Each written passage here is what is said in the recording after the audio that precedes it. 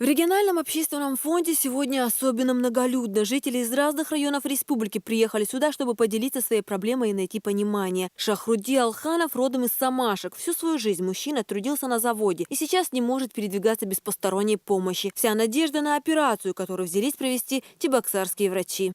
У меня семья большая, понимаете, нас 12 человек. А сейчас уже на костылях еле-еле стою, хожу.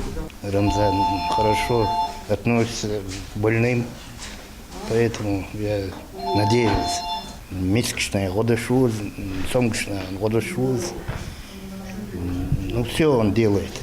Республика Таинцу, Междичдинацу. 2015 год региональный общественный фонд закрывает с активом множество акций, которые коснулись сотен тысяч семей. Помощь людям стала главным лозунгом их работы.